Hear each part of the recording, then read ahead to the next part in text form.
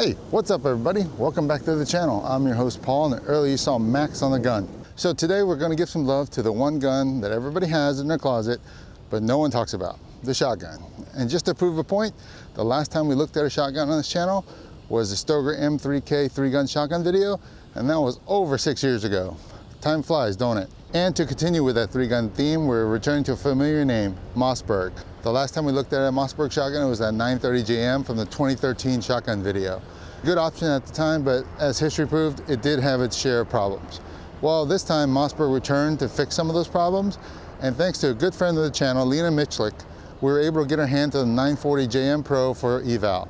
Well, essentially, since this is the version 2 of that shotgun, the obvious question really is, what has Mossberg changed to improve upon that design? And more importantly, if you're a starting new 3-gunner, is this the right shotgun for you? Well, we're gonna find out right now, so let's go. Profile and handling.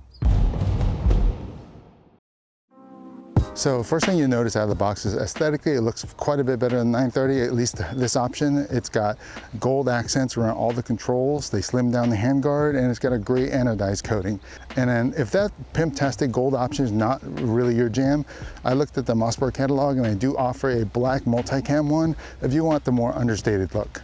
Now lengthwise, it's got a 24-inch vent rib barrel, and it's got a 9+1 magazine capacity, which is almost perfect for TAC Ops division.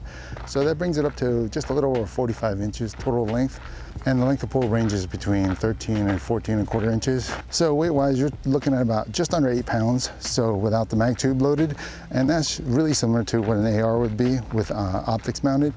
So as far as the length and weight-wise, I don't think it hindered your maneuverability in any way. So if you're close to a door or an obstacle, you can just pull the gun back over your shoulder if you need that little bit extra maneuverability around an obstacle. Last but not least, just underneath the handguard, which they did slim down for this version, you'll find a new recoil system. Mossberg opened up the gas ports, so if you're shooting like low recoil slugs that we did later in this video, you're not gonna have a problem with this cycling or ejecting. And secondly, they reintroduced a totally new gas piston design and a new spacer tube. So according to Michlik, this redirects gas away from the mag tube. This is where the Mossberg 930 had some issues with cycling. So I think it's great that Mossberg chose to look at this and chose to fix it.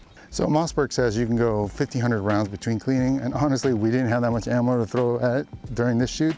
We had about 300 rounds through it with just the most motley crew of ammo you can find, and we had exactly 2 malfunctions. So that's already improved over the 930 in my book, and one other area that's improved are the controls and loading port, which we'll talk about in the next section coming up.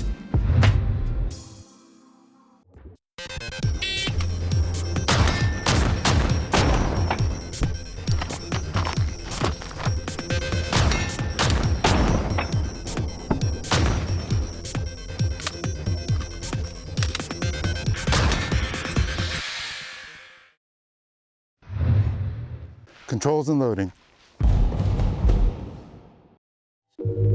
So when looking at the controls in the shotgun, you definitely tell this is a 3-gun shotgun in that they are large and easy to use.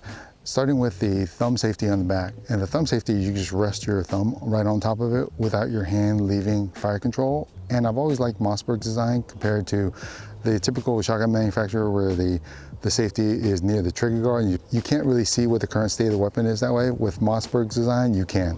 And just for that, you'll find the enlarged bolt release and the oversized charging handle. What's really nice about those is basically that you can now just rely on your palm or any gross motor movement to actuate those. And while we're talking about the action and charging the gun, I do want to remind you of how the Mossberg autoloader actually works compared to a Benelli or Stoeger. You know, you had a Benelli or Stoeger, you were used to when you racked the gun, then the round came out, it would not throw the next round onto the lifter until you press the carry latch. In the Mossberg action, there's none of that. So basically, as soon as you rack the gun, it will toss out the shell and load the next round into the lifters. And while we're talking about loading and unloading the shotgun, let's take a look at the loading port. So one of the first things they did do is extend the lifter. So you guys know that if the lifter's not extended, when you're pushing your thumb in, sometimes your thumb gets caught between the gate and the receiver and your thumb comes out a bloody mess. So since they've done that work, you don't have to worry about, hey, is this gun now reliable because the shell's not correctly aligned with the receiver?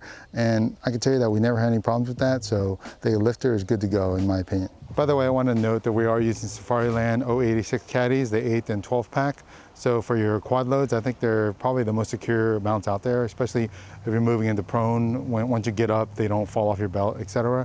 So I'll leave a link if you guys are interested in this Safariland gear. And as far as the loading port goes, as far as size and beveling it out, it is smooth at the corners, so there's not any sharp edges, whether you're quad loading strong or weak hand. However, what I did find is toward the end, toward the receiver end, there's some sharp right angle corners. So if you're pushing in your rounds, sometimes they can get stuck there. However, once the rounds are actually in the tube and you're pushing, it's really smooth to get them into the tube. So if you're handy with a drum-on file, I'd say go to town with it and open those corners up to make your loading even smoother. So far from the profile and the handling and the controls, we can definitely tell this is a very good 3-gun shotgun out of the box. But to finalize that opinion, we really need to take a look at how it shoots, and we'll do that in the next section coming up.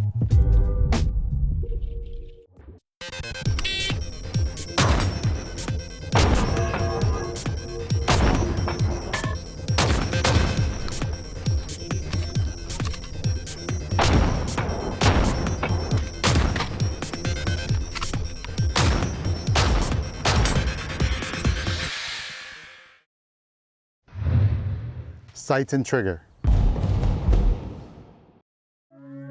So when it comes to having a really good 3-gun shotgun, your barrel plays a super important role.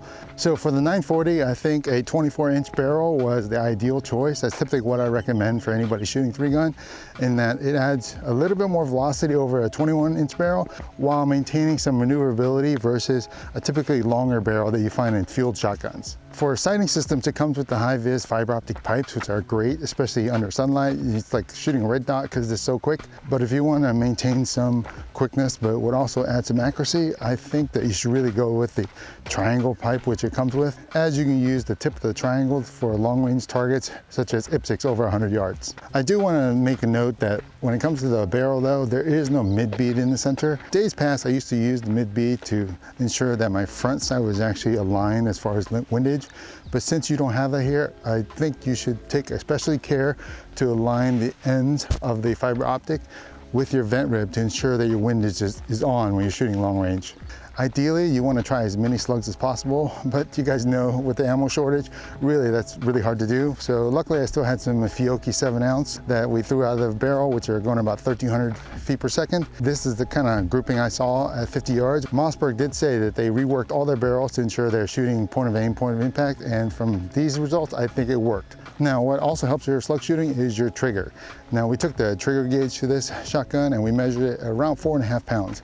It breaks pretty early in the pull, and also there's a very distinct wall you pull through. So because of that break through the wall, it's really easy to shoot long distance. However, the one thing I found is that the reset is quite long, so if you try to shoot this like a rifle trigger, sometimes you'll get some trigger freeze because you didn't reset the trigger properly. By the way, one thing I wanted to mention while we're looking at the trigger is the trigger assembly. I noticed that it was kind of rattling around.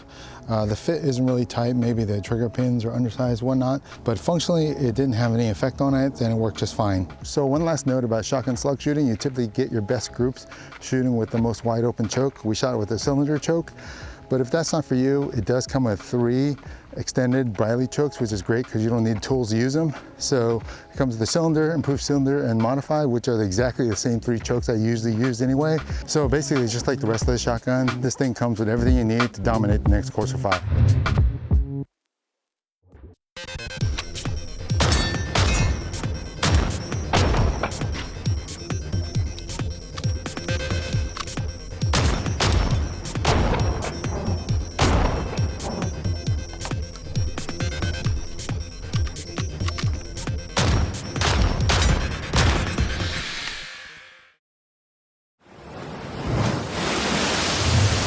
Hey, we're back everybody. So what's the final verdict on this Mossberg 940 JM Pro? Well, if we think about the first question posed at the beginning, how is this different from the 930? Well, it really felt like the first time Mossberg gave it a try with a 930, they just took the semi-auto 930 and just put a mag tube on it. Whereas with this 940, it looks like they started with a wish list for 3-gunners and said, we're gonna go to town on it and we're gonna try to fulfill every one of these wishes. From my experience, it's really hard for a manufacturer to get a shotgun ready to go out of the box for 3-gun, and Mossberg with this 940 has come pretty close. It's proven to be reliable, accurate, And really, it's budget friendly considering the next closest option is the Beretta 1301 and you have to spend over $1,000 for it. So I think this is a good bet. And that right there is the final verdict. Hope it helps. If it did, please give this video a like and comment and share it with your friends so the small channel can keep growing. And if you're interested in any equipment seen in this video, I'll leave it in the description. Thanks for joining me, and I'll see you guys next time.